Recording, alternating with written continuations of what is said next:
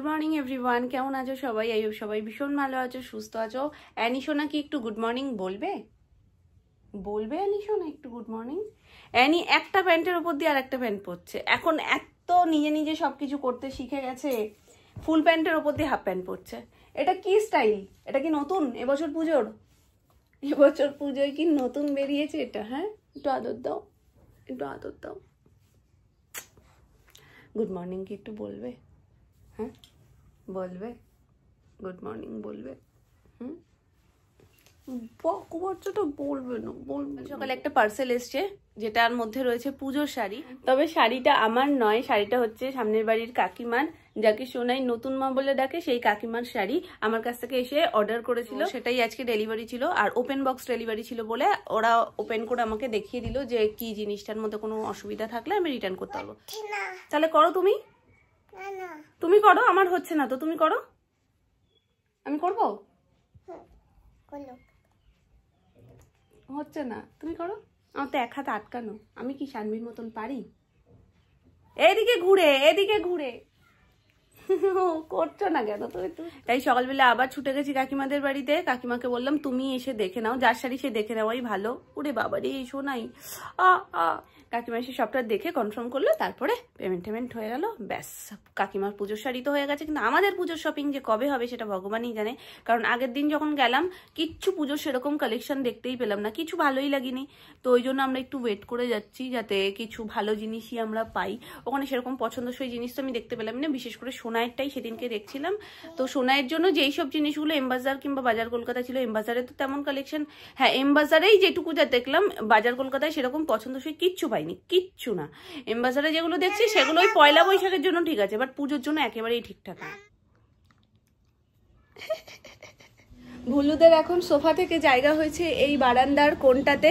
আপাতত এখানেই থাক, সোফা টোফা সমস্ত সরানো হয়ে গেছে, কারণ বড় ঘরটাতে অনেকটা জায়গা লাগবে সেই জন্য। এক্ষুনি দেখো কিরকম ওয়েদার ছিল আর এখন কিরকম হয়ে গেছে।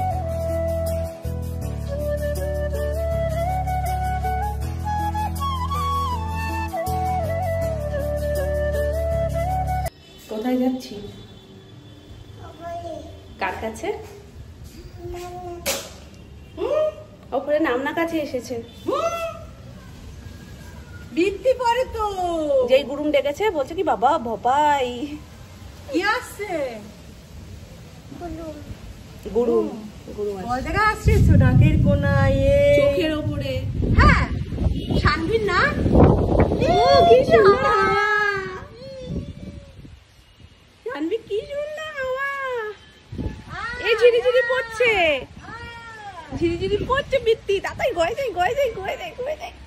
নেমে গেছে বৃষ্টি জোর।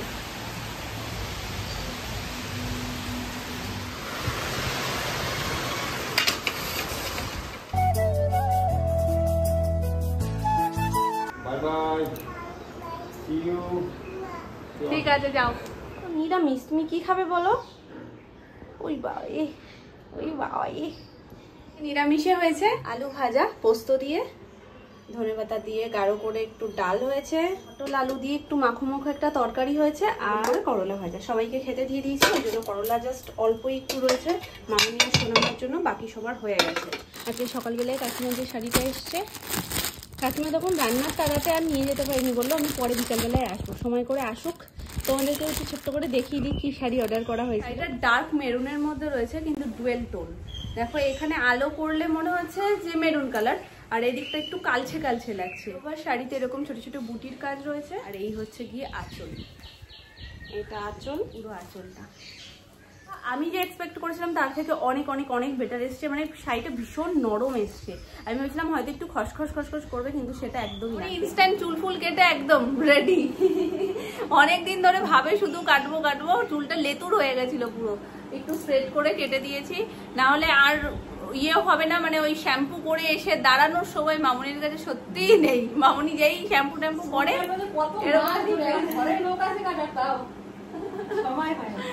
ওই জন্য এক্ষুনি এসে বলছে কি চুলটা লেতুর হয়ে গেছে, চুলটা অনেক বড় হয়ে গেছিল, কোমর পর্যন্ত চলে গেছিল।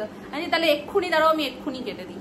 তো যাই হোক, শাড়ির কথা যখন হচ্ছেই, তোমরা আমার কাছে জিজ্ঞেস করছিলে যে দিদি তোমরা যে শাড়িগুলো নিয়েছো, মানে আমি মামুনি আর সোনামা যে শাড়িগুলো নিয়েছি সেগুলোর কি প্রাইস। আমি ওখানে আর প্রাইস মেনশন কিছু করিনি।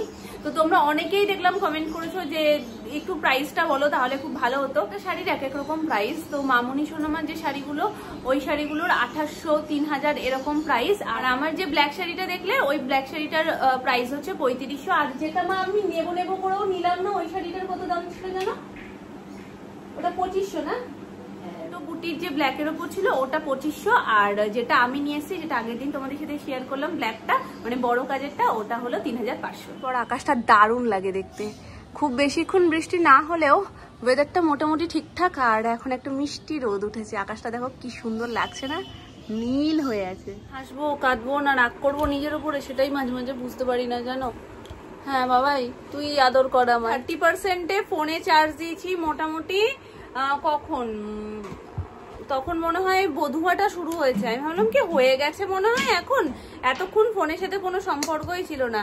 এখন মামনিকে বললাম, মামনি তুমি যখন আসবে ফোনটা একটু নিয়ে এসো। তো মামনি বলছে কি ফোন তো চার্জ দিয়েছে, সুইচ দিয়েছিলে। এখন সেই 30%ই হয়ে রয়েছে, বাজছে এখন প্রায় 9:30। অ্যাসিস্ট্যান্ট ফোন দিয়ে দিয়েছে, খেলো খেলো খেলো খেলো। মানে মাঝে মাঝে না নিজের চুল নিজেই মনে হয় টানি ধরে ধরে, কারণ মাথা মানে কাজ করে না। এখন বলো, আমি ভাবলাম কি এর মধ্যে ফুল চার্জ হয়ে গেছে, আমার সমস্ত কিছু কমপ্লিট হচ্ছে।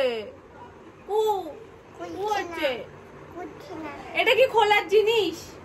এটা তো খেলার জিনিস। তুমি কিভাবে খেলছিলে একটু দেখিয়ে দাও, সবাইকে একটু দেখিয়ে দাও কিভাবে খেলছিলে।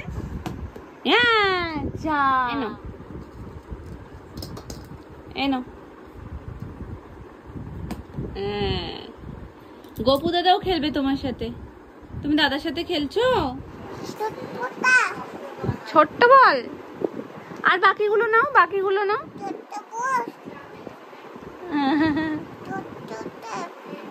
ছোট্ট বল, ছোট্ট মিষ্টি। ওইভাবে ফেলে দিলে না, এই যে ভাদ্র মাসে ঝাড় পচে বেরিয়েছে বলগুলো, আর কিন্তু পাবে না চৈত্র মাসের আগে, সব খাটের তলায় ঢুকে যাবে কিন্তু। হ্যাঁ কা বলেছে, কি বলেছে কা? আচ্ছা, এই বলগুলো 12টার সেট ছিল, আপাতত কটা দেখতে পাচ্ছি, একটা দুটো তিনটে ওই ঘরে হয়তো এক দুটো আর আছে, বাকিগুলো সব হাওয়া। আর এগুলোও তাও খাটের নিচ থেকে সোনামা বার করেছে, মানে এই ঘরে শুধু যায়, ওইখান থেকে টুক করে ফেলে দেয়। ওটা কি করছো তুমি? দুটোই তো যাবে, দুটো ফোন নিয়ে এরকম করে। দেখো অবস্থা, দেখো একটু। করে না মা, করে না মা, করে না মা। দাও আমায় দাও। দেবে না? আচ্ছা থাক, এখানে থাক, থাক ওখানে থাক। হ্যাঁ হ্যাঁ থাক।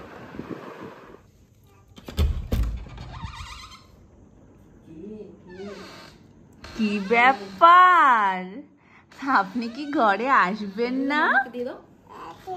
তোমাকে মাম্মাকে দিয়ে দাও, আমায় দাও।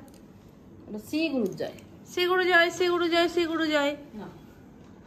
কি বিভূতির ফোঁটা আরেকটু নাও বাবাইয়ের জন্য, বাবাইকে দিয়ে দেবে। আর একটু বেশি করে নাও, বেশি করে নাও। এই হাতে দাও, সবকটা আঙুলেই নিয়ে নিয়েছে। আমি ভাবছি কি ব্যাপার, আসছে না কেন, কি হলো, এত দেরি হচ্ছে? হ্যাঁ একটা ঘুম মেরে উঠেছে না।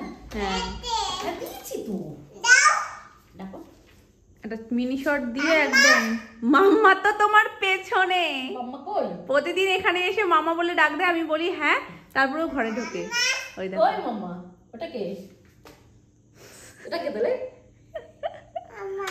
না না আমি মাম্মা না, ঘরে মাম্মা। যাও ঘরে মাম্মা, আমি আসছি। দেখো বারবার 27 করে দিচ্ছি, বারবার 25 করে দিচ্ছে। On duty? হ্যাঁ তুমি কি দায়িত্ব নিয়ে সবকিছু ফেলছো মাম্মা আবার? যত দেখো সব বড়দের জিনিস, ও নিজের চিরুনি দিয়ে আঁচড়াবে না, বড়দের চিরুনি দিয়ে আঁচড়াবে। এইও কপালে থাকতে লাগে।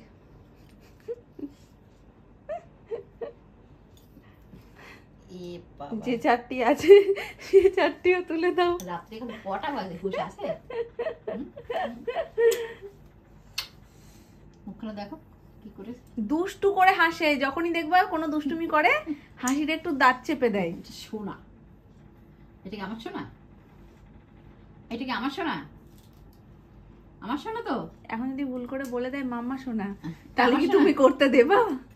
ও তো চালাক, ও তো জানে কোথায় মুখ খুলতে। ওই দেখো, বলো তাহলে আমার চুলে করবে না? তাই আমার চুলে করবে না, মাম্মার চুলে করো যাও। ও মা সত্যি সত্যি গতি নিচ্ছে। তোমার মিনি শটটা দিতে কে বলেছিল? মিনি শট দিয়ে ঠিক এখন সবার ঘুমের 12টা। চলো শোনা, এই যে আসছে, এই যে আসছে আসছে। যাও শুয়ে পড়ো, এখন শুয়ে পড়ো, যাও যাও নিয়ে ঠিক শুয়ে পড়ো। ঘরে চলো, ঘরে চলো, ঘরে ঘরে খাটে ওঠো, খাটে চলো, খাটে চলো, আমরা ঘুমোবো এখন। কি দেবে? কি সুন্দর বললো বাবাই, টিপ দেব, ঠিক আছে? নিকাতটা করবে? আচ্ছা একটু নিকাতটা করি। ওই